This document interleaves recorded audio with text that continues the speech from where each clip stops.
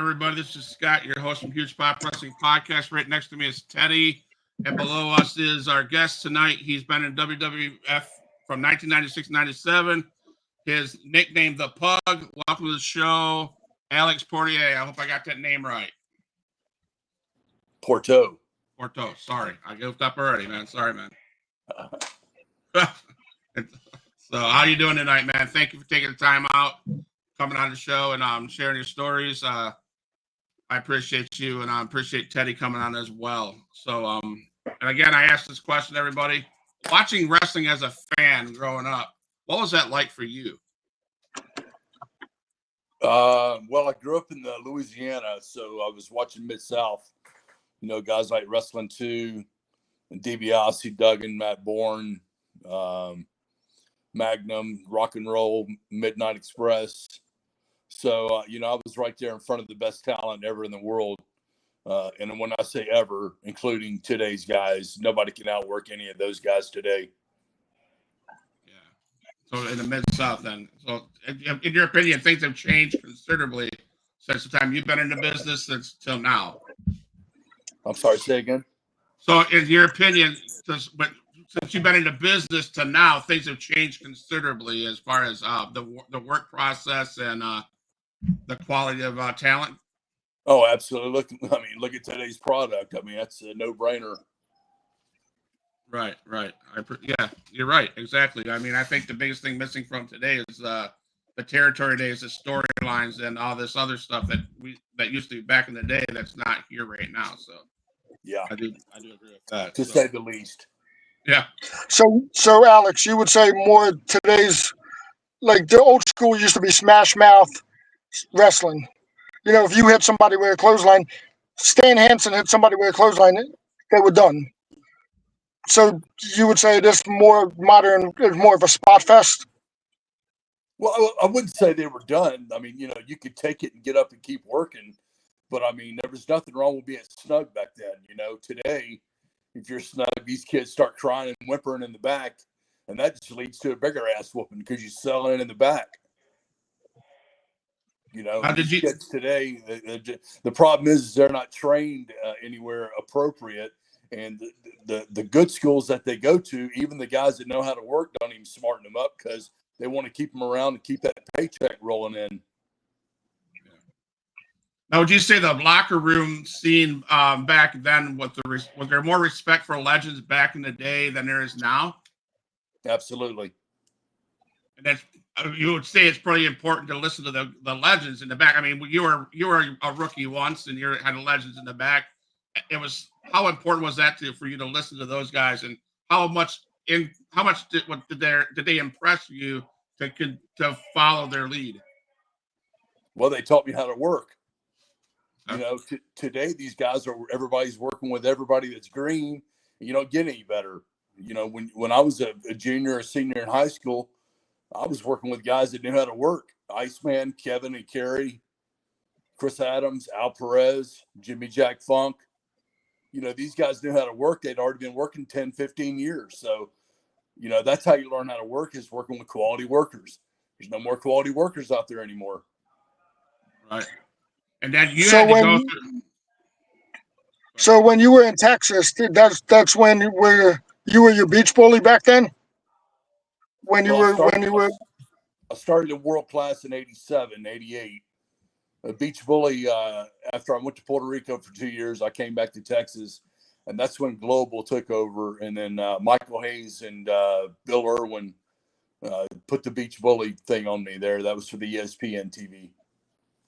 Because if I'm not mistaken, you've had several names: the Beach Bully, Custom Made Crippler, Heartbreak Apollo, and then your last one, the Pug. Yeah, that's about right. Yeah, I tagged with Frankie Lancaster out in Puerto Rico for a few years. I took over Wendell Cooley's spot out there as a Heartbreakers, and we had a pretty good run out there. We worked with a lot of great tag teams on the island out there.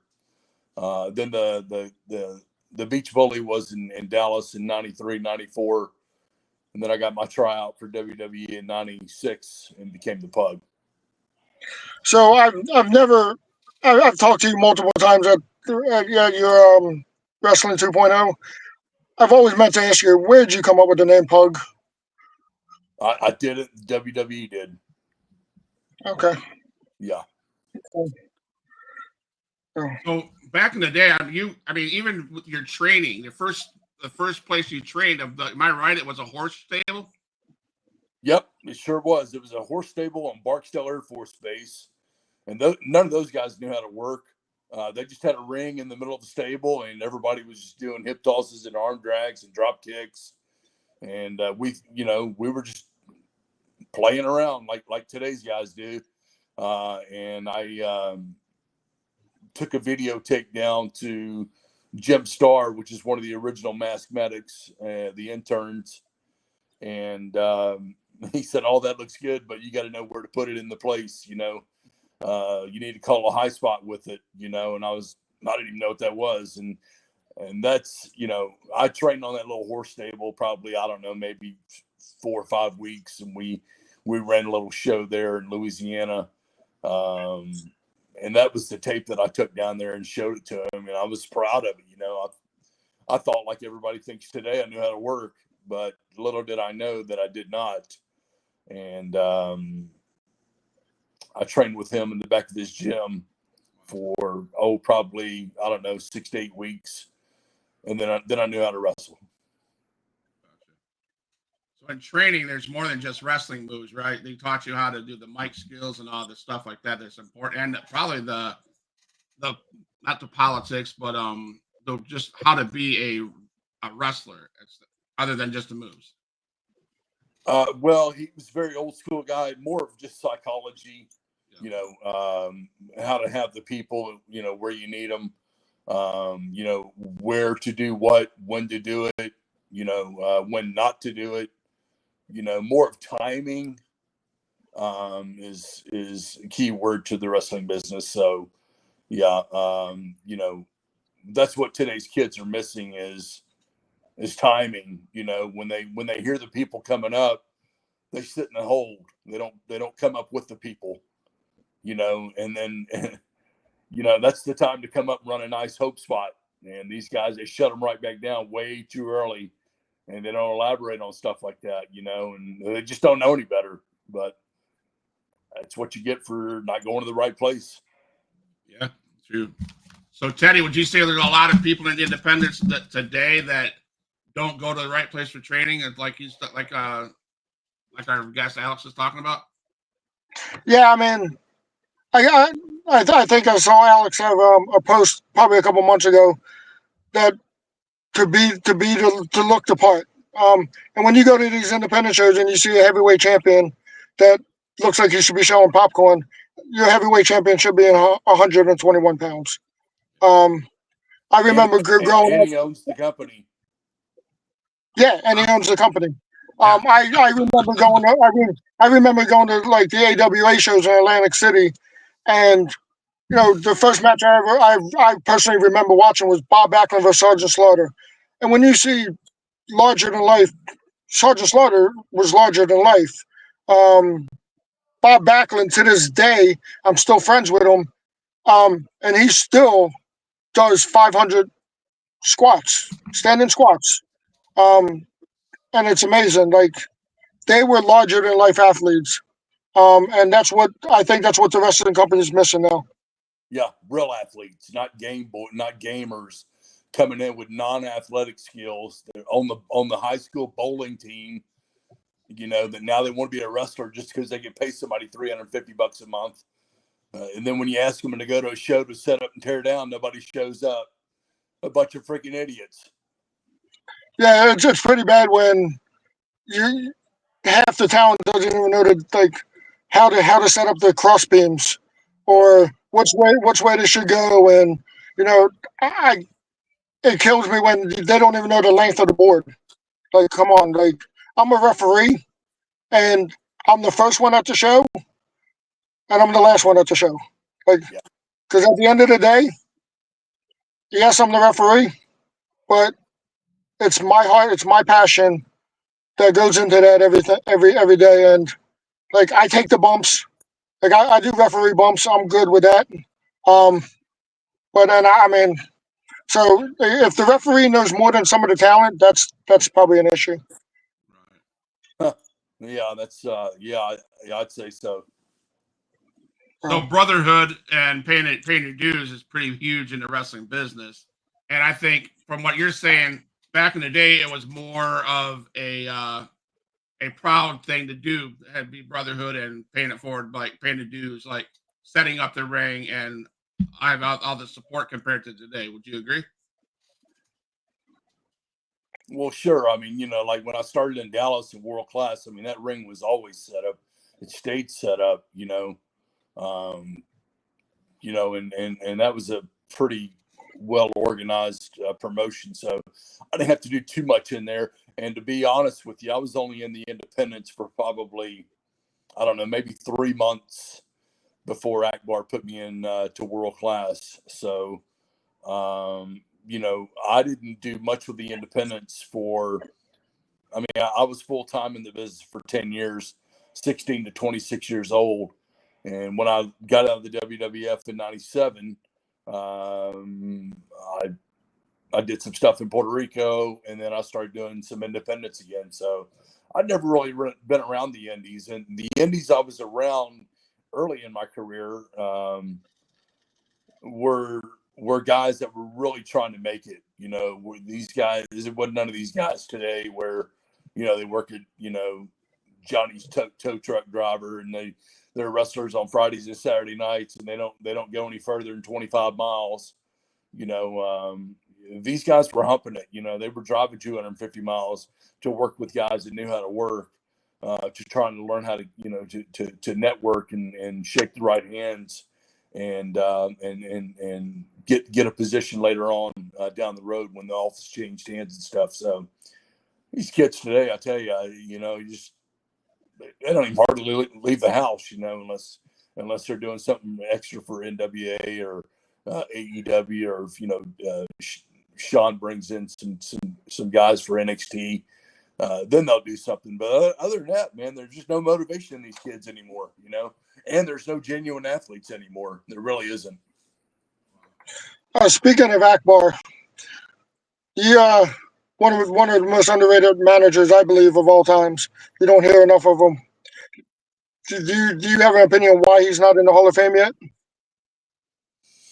Well, Akbar definitely is probably up there with Heenan and Cornette. Absolutely, probably. I would almost say above both of them. Really, Jimmy Hart, of course. But Akbar, he made such a great living in the South. He bought his home in Dallas, Texas, in like 1969, and he made a ton of money right there in that area, and he didn't really have to go anywhere. And most guys went other places because they either didn't save their money or they were just trying to make more money. Akbar was very smart with his money, and he didn't have to go anywhere. So he made a great living right there in World Class. And Bill Watts, of course, in the Mid-South. Yeah, I've been a big Akbar fan for a long time. So what's your interactions like with Jim Cornette? He gets a lot of flack about being a jackass or whatever you might want to call him. What was your interactions with him? What was that like with you and him? Jim Cornette and I are very, very close. He inspired me from day one to get into the wrestling business. I skipped my freshman football practice one day and went and had pizza with Jim Cornette.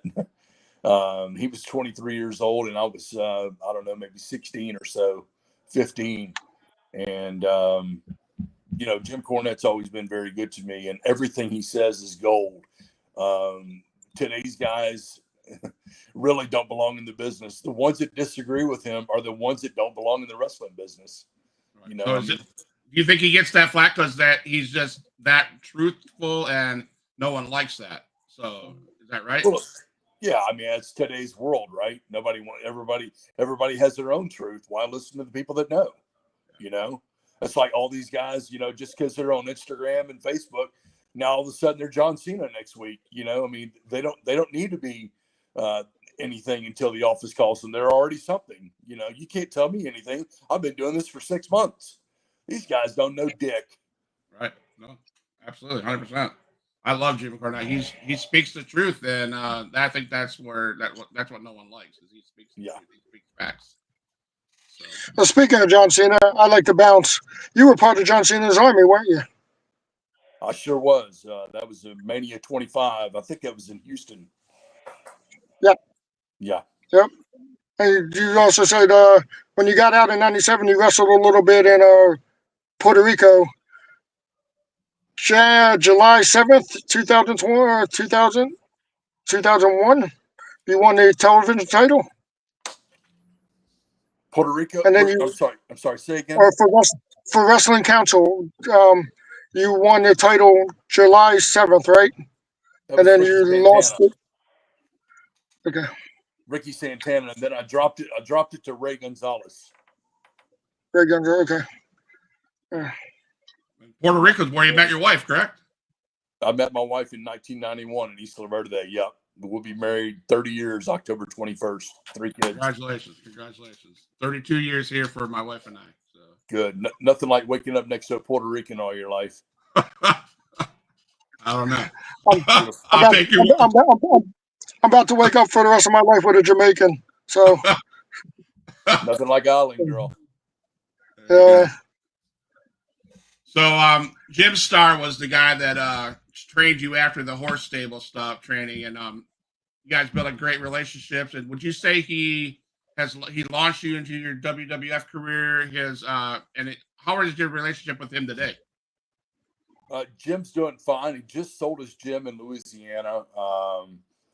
You know, we've always been real close ever since. You know, once he trained me, you know, we just always had a great relationship. I stop in Louisiana, you know, maybe twice a year. I'm in Florida now, but I stop by and say hello to him every single time I'm there. Very grateful for what he did for me. You know, it's just very rare to have been trained by somebody that really, really knows the wrestling business. You know, like I said, there's a lot of guys that know the business today.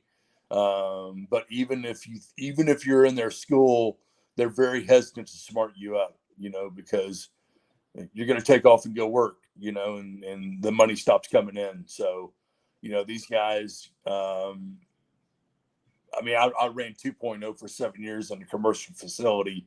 I know how it is. I mean, we turned athletes. I wasn't concerned about making money, to be honest with you, more so than putting guys out on the road. I mean, we put a lot of kids out on the road. We've had some kids go into WWE for tryouts.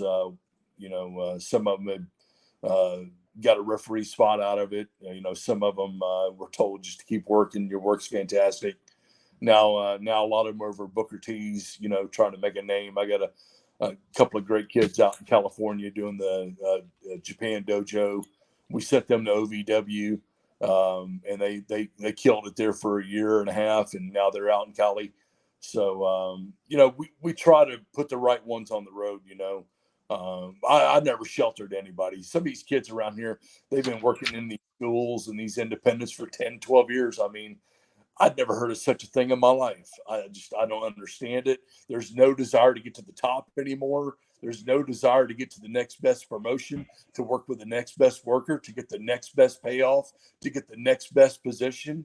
I don't understand it. These kids are just content working 30 miles from the house in a skating rink and coming home and just working in a 9-to-5 job Monday through Friday. I don't get it. They don't belong in the business. I don't understand. And that's the problem with the business. This is why the WWE quit pulling from the independents. Now they've gone out and they're going to get these quality athletes that are something in college now. So these kids that have a head on their shoulders that aren't trying to make stupid stuff go viral, you know, and they don't have bad habits. And they moved into Orlando. So, hey, here's $1,000 a week. You got 30 days to get settled in. And, you know, some of them get, you know, more than that. You know, some of these top stars, these like javelin throwers and you know, shot put guys, track runners, they'll give them $50,000, you know, because they got to put some money on them. But,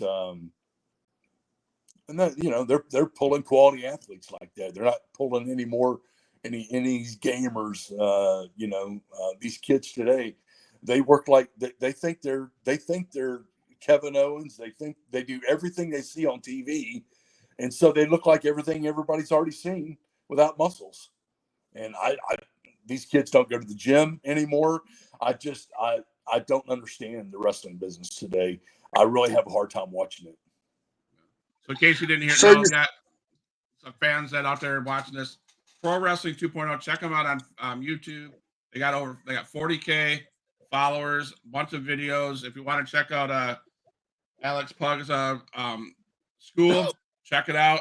A lot of videos. I'm looking through it. A lot of videos, a lot of reels. Check them out. It sounds like the real deal, man.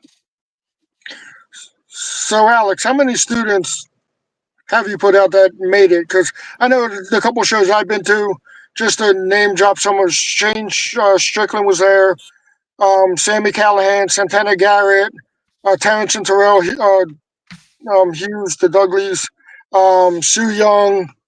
Oh my God! Like just the clip that group of talent can run a pay-per-view. Yeah, we put out a lot of good stuff.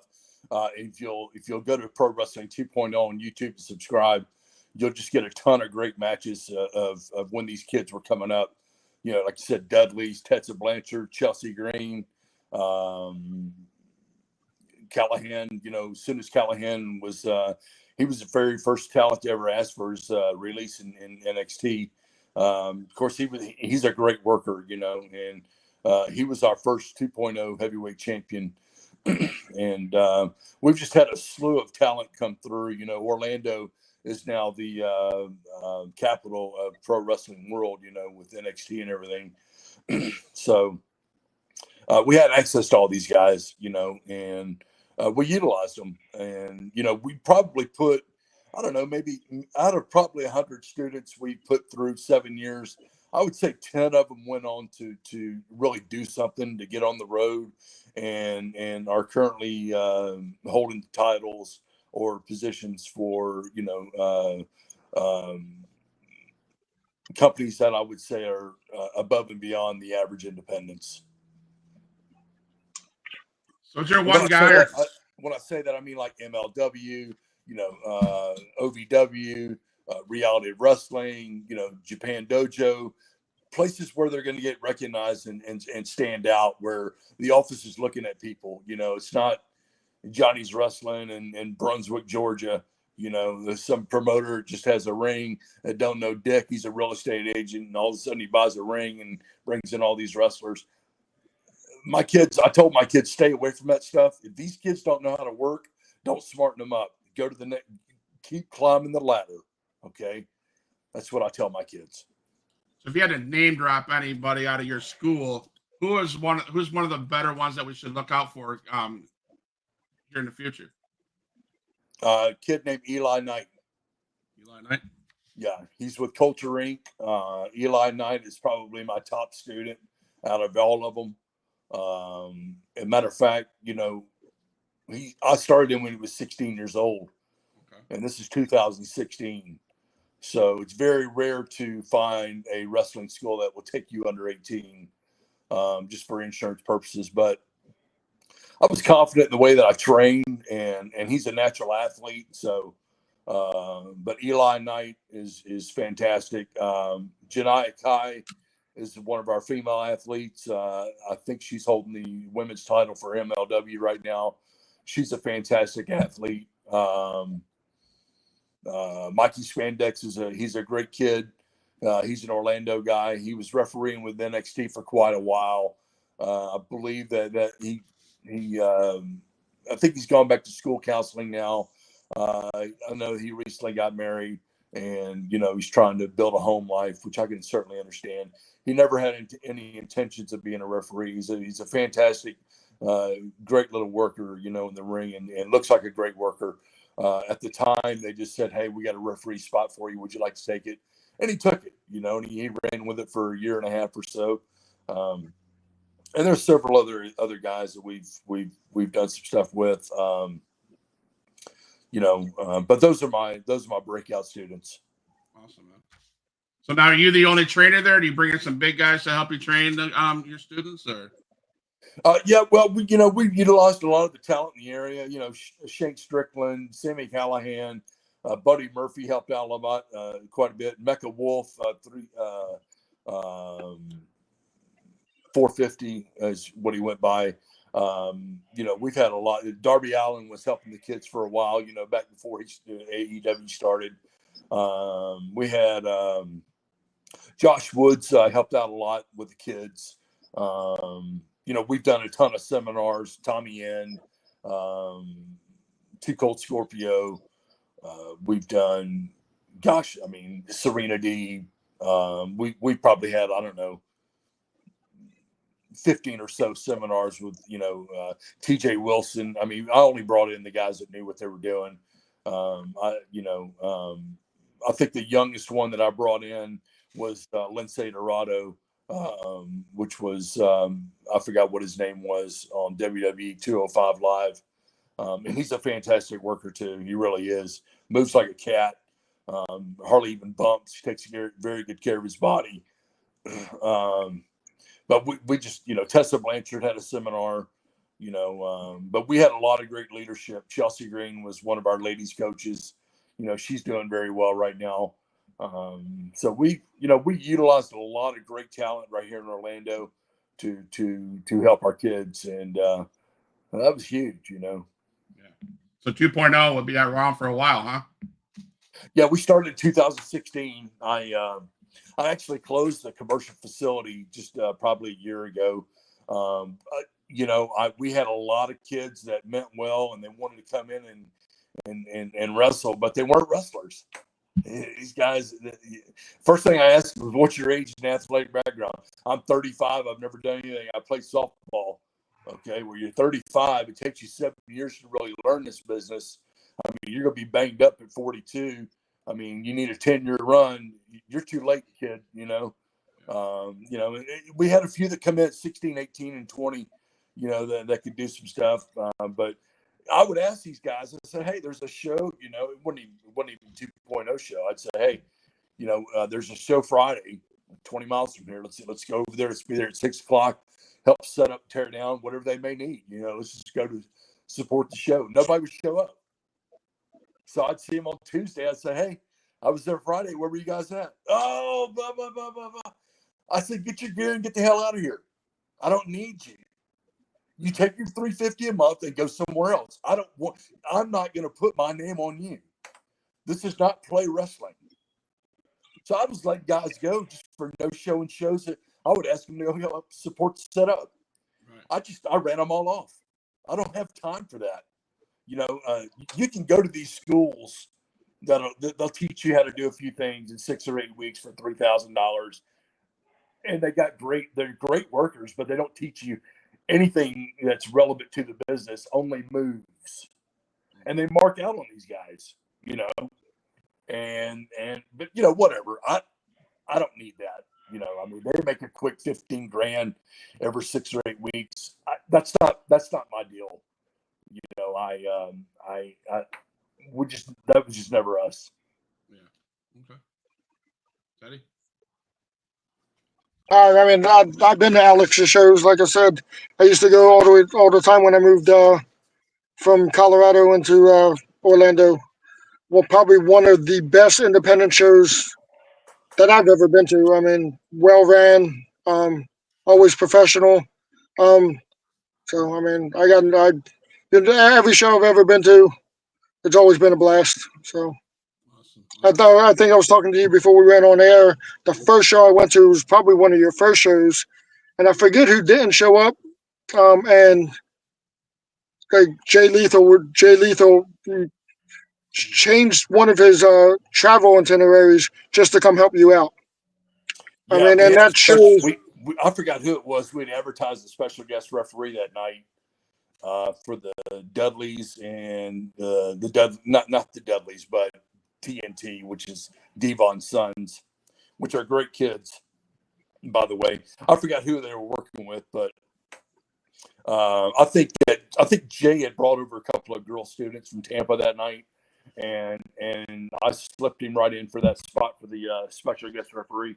I remember I had to call his agent and ask him. I forgot who he was with at the time, but they gave him the okay, and we put him on, So we had a great roster for forever, and we built a lot of great kids. We really did. I really enjoyed it. I think one of the drawbacks of these kids today is they get what they can and then they just take off. There's no more loyalty anymore. They just get what they can and take off, and they just go to the next guy and burn them and keep going, like whenever I was brought up, after I made it in world class and came back and worked in Dallas, and lived in Dallas, I would go down to Akbar school and coach his kids, on a couple nights a week, and just to return the favor out of the goodness of his heart for what he'd done for me. These kids today, you just don't see a return in them. They'll stop following you. It's just weird. I don't get it. I just, it doesn't bother me. I mean, I've had my career. It's just, and they wonder why they don't get a break, but they're know-it-alls, and so, yeah, and I hope I don't come across very harsh about the business. It's just a shame. It's like Jody Hamilton said, the business has been trashed, and it really has. Everybody's a wrestler now, so it means nothing to say that you're a pro wrestler. I mean, everybody's a wrestler, even if you don't look like one. So yeah, I was once told by one of the older wrestlers that I look up to, Damian Wayne. He said it became a time when it was a fraternity, like the boys were the boys, and now it's like you said, for $500 and a pair of Nikes and basketball shorts, you're now people think they're professional wrestlers. sure. And it's not the same. It's not the same anymore. Um, like the old school mentality will always be the right way in my heart. Yeah. So Yeah. Old school, all the way from, Teddy's from Extreme Impact Wrestling and XIW in Panama City. Herb Simmons up in St. Louis with SICW and SCW up there. Old school. They try to keep the old school mentality going with the shows the way they do it and stuff like that. So I agree. I love old school. Even back in the '90s when that was wrestling. That, to me, that was wrestling. Even the managers back in the day, like Fuji, Cornette, they all got involved and they all had a part. Now we have, and I'm not saying nothing bad about the managers today, but back in the day, there was everybody had their place, and they all put on a great show. And I've seen stuff from the Samoans. I just watched a video where that stuff is crazy. But you guys were back. It was different, right? It was a whole lot different. Well, guys knew their position on the card. If you had an opening match, you went 5 minutes, you didn't go outside the ring. Now, if you tell these guys, you got the opening match, if there's nobody in the back to give them any structure, they'll go out there and go 15 minutes and throw every finish out there.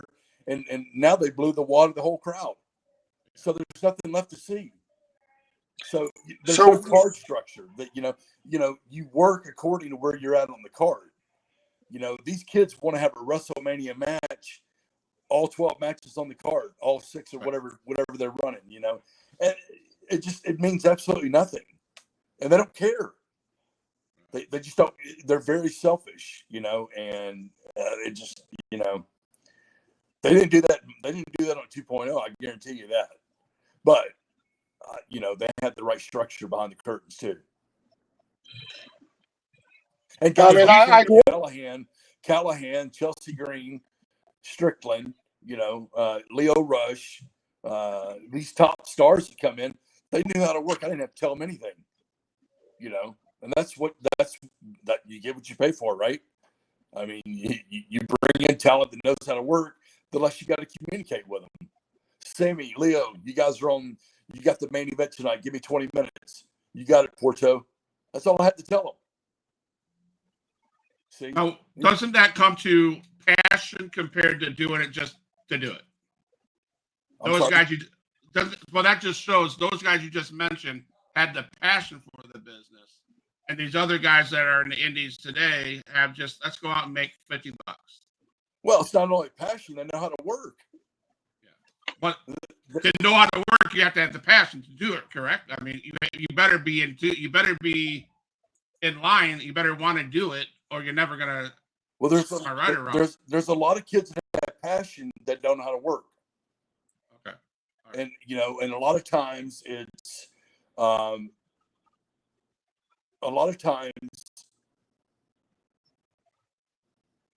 it's because they're not athletes to begin with. It's very hard to break in kids that have not been around any athleticism, any coaching, any weightlifting.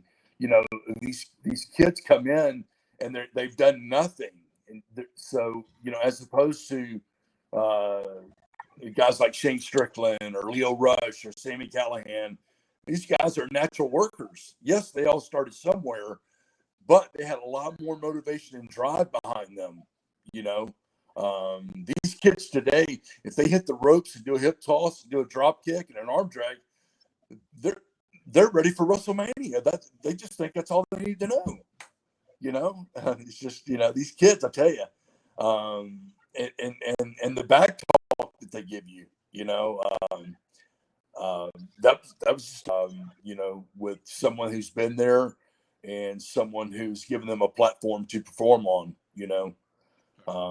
but anyway, I mean, and we always teach our kids, hey, you might be working for a mark promoter that doesn't know anything. He's the one that says, hey, you guys got 5 minutes, you just put it together, because he doesn't know anything. Okay. And then you got a few guys that have some, that have some structure that'll give you a decent laid out finish because they know how to work. But most promoters are just guys with money, but yeah, back to your, a lot of great kids with passion.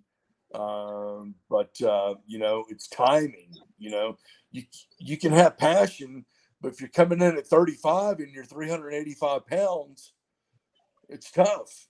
I mean, there's only one Rikishi. There's only one. What's the guy's name in NXT now? The big guy. Femi. Otis. Oh, Otis. There's only one. Otis. I mean, so I mean, you just have to, and don't get me wrong, you have to work with what you've got in a lot of ways, but it's not for everyone, and people don't understand that. They just don't get it, I mean, and I would tell my guys, hey, if Hunter walks in here tonight, who would he pick? Based on what you look like, what you know in the ring, and what your mic skills are, who would he send to NXT if he walked in here right now? If he sent Steven Rico down here or Norman Smiley to grab some talent, who would he pick?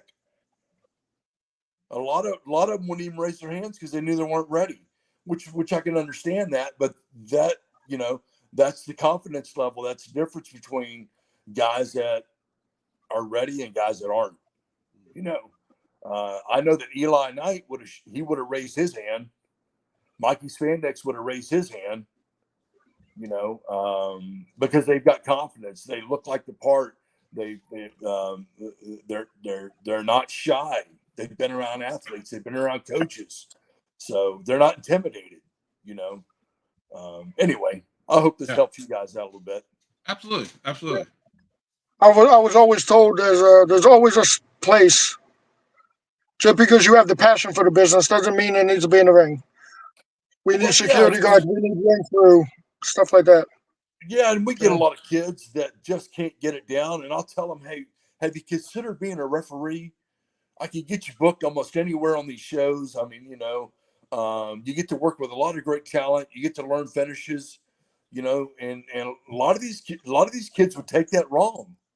No, I'm gonna wrestle. I'm gonna wrestle. Yeah, but you're the shit. You're not picking it up. I'm sorry. That happened to me, sir. Like, yeah. I didn't get offended. I came out of the military. I was like, okay.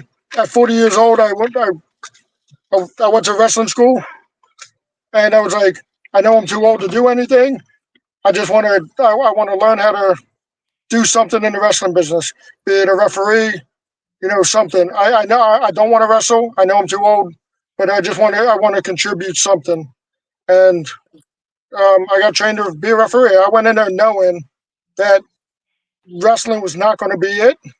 Yeah. So I just went in there. I went in there. I studied. I've been a big referee fan anyway. Nick Patrick, Tommy Young, love him. So I went in there with that knowledge. But if you go in there with the mindset that you might not wrestle, it makes it easier. Well, sure it does, but nobody wants to do that. It's just like I would tell these kids that were almost getting ready to, I'd get ready to launch them. I'd say, hey, let's put a hood on you, so if you mess up, nobody knows who you are. And then when you learn how to work, then you take the hood off. Well, they got offended. Oh, I'm not doing that. I've never wanted to wear a mask, and it's not because we want you to wear a mask. We're trying to protect you.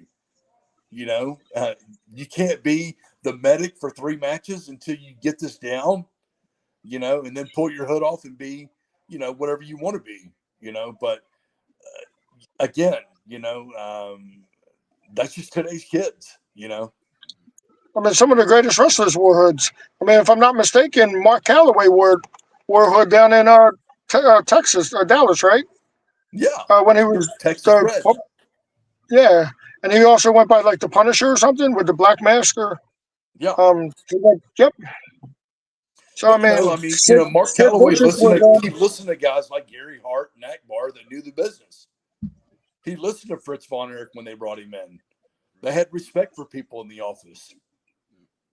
A lot of these kids don't respect. A lot of these kids don't respect these kids in the office today because they've never been anywhere.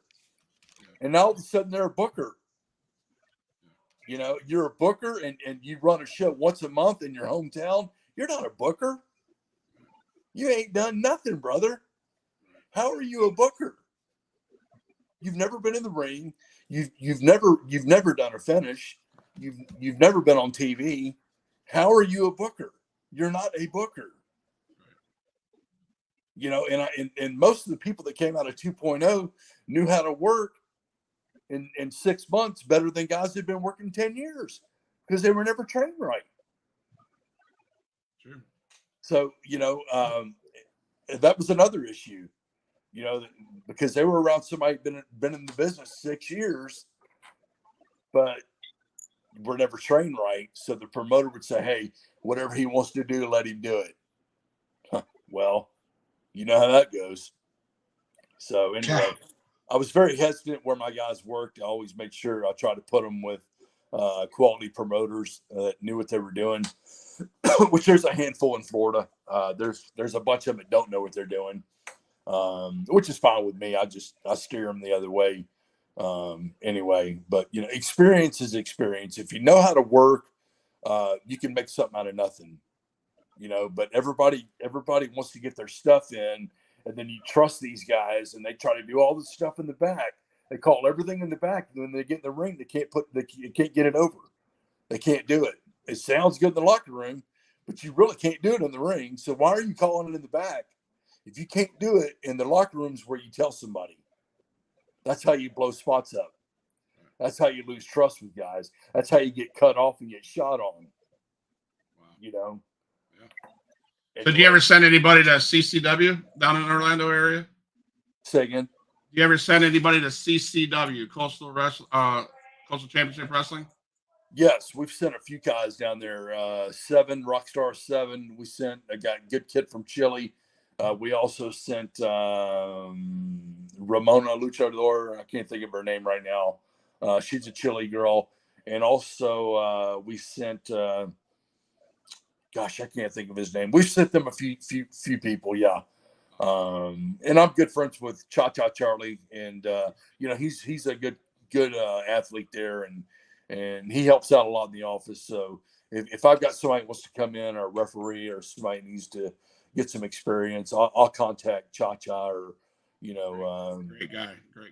Yeah, good. He's good people. Yeah, he's been on the podcast. He's a great kid. Great. Yeah. I met him at the River City WrestleCon this last year. So great guy. Yeah.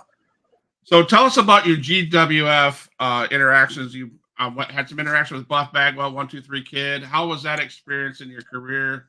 You talked briefly about that.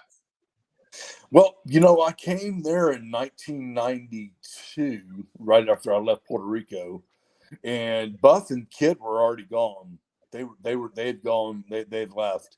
My stuff was mainly with Chaz, Stephen Dane, Booker, and Stevie Ray as Harlem Heat. I'm sorry. I'm trying to think of what their name was. Ebony Experience. And then Ivan Putski's son Scott did a lot of stuff with him.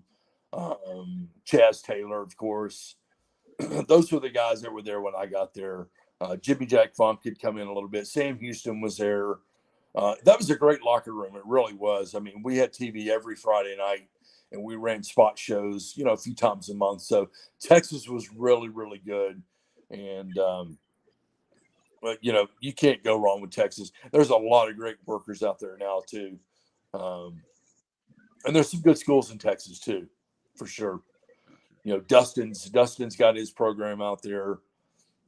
Athena, I can't think of her name in AEW. Amber Moon. Yes. Yeah. She's a great worker. Her husband's a good worker. I can't think of his name right now, but they do some stuff for that MX or MPW, MXW. I don't know what an MPW or whatever, but and then Moonshine Mantell, he's another one of those guys that stands out in Texas. There's some great workers out there. Christy James, she's a great worker out there. Really enjoy watching her stuff. Texas is really they still invest in Miranda Gordy's out there. She's a great hand, and her boyfriend Craig Kasem. You book those guys, their gear looks good, their bodies look good. They know how to cut a promo if you need a promo for the show.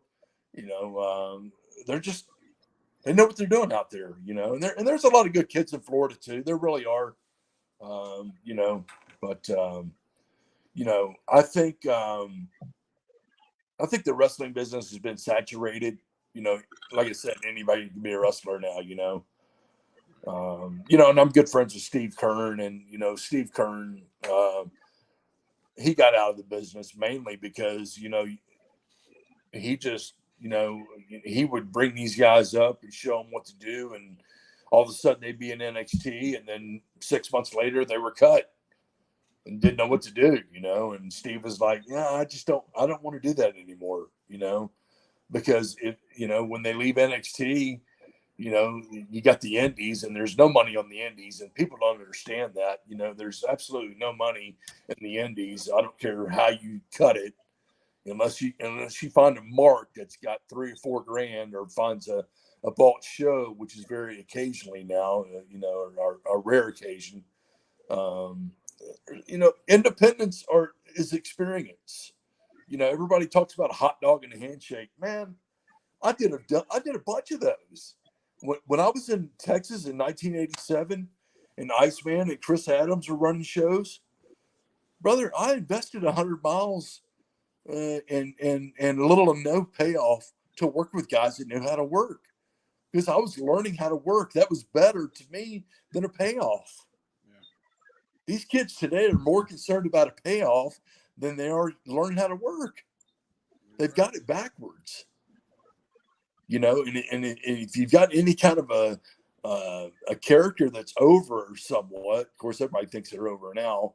You can make more money off of merchandise, off of pictures, if you get yourself over right. You can make more off of merchandise than you can payoffs. That's what the babyfaces made a great living in Tennessee back in the days. Just with gimmicks.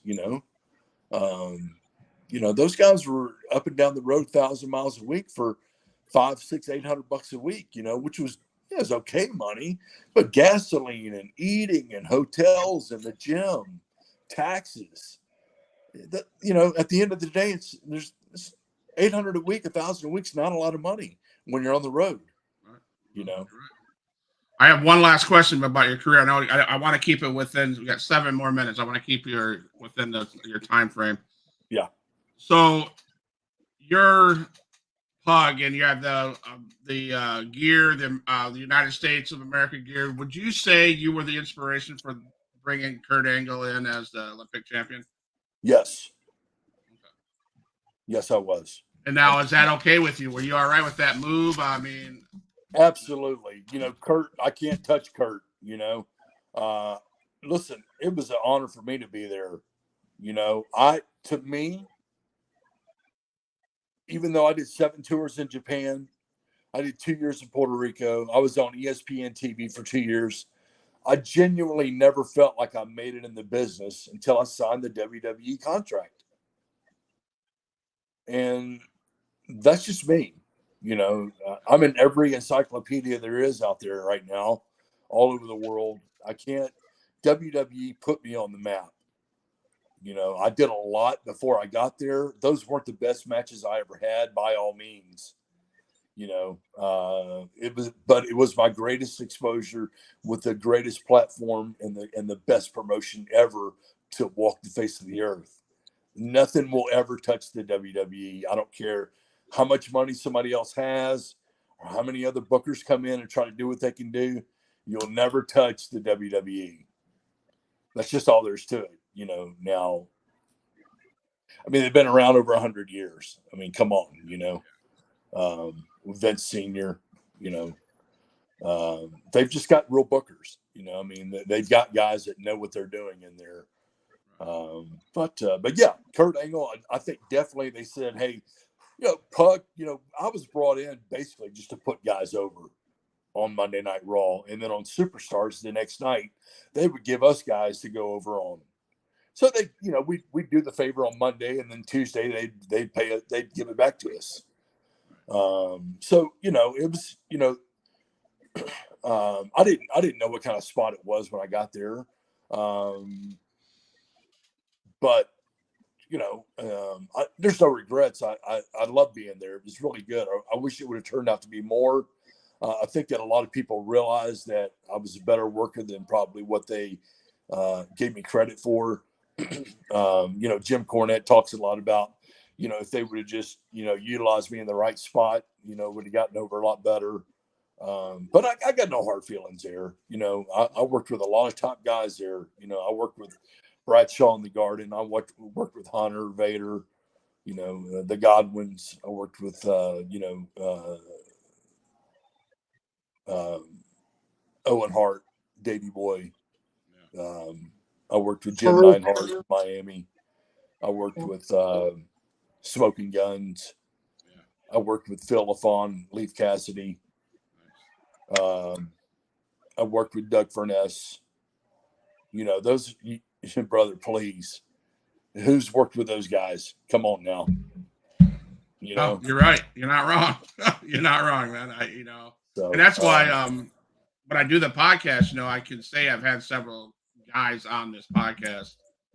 And my friend that comes on, another guy that comes on, and he says to me, he goes, you know, just given the opportunity to talk to stars on the thing is worth more than anything they could ever get, right? Because we get to talk to you as an athlete, as a star of WWE when we watched you as we were growing up.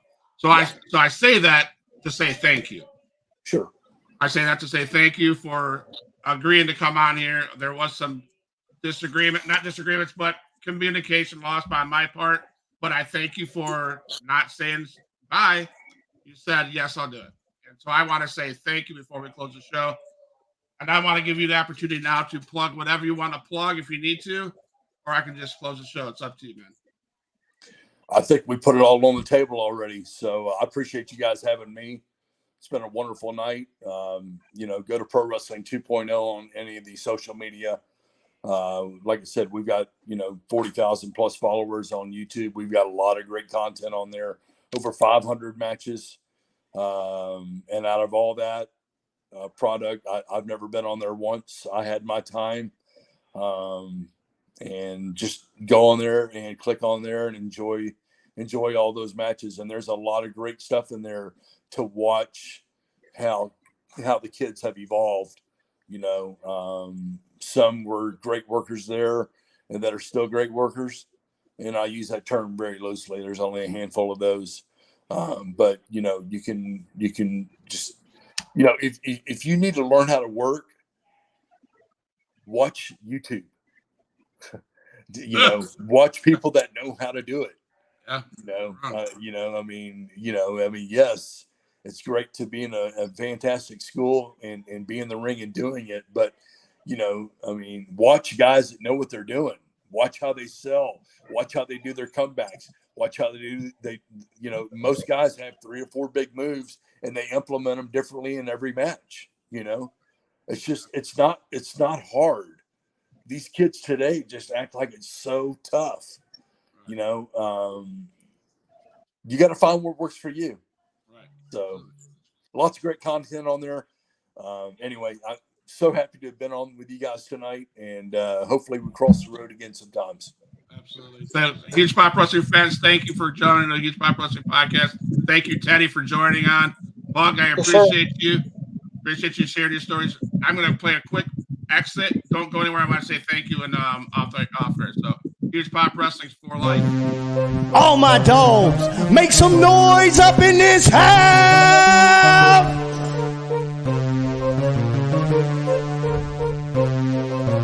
Who is in the house? Who is in the house? It's the gangster of destruction, so you know what's going down. And when the drive-by's coming, then you better hit the grind. Cause when your body hits the canvas, then your head is knocked out. Who is in the house? Who is in the house? It's the gangster of destruction.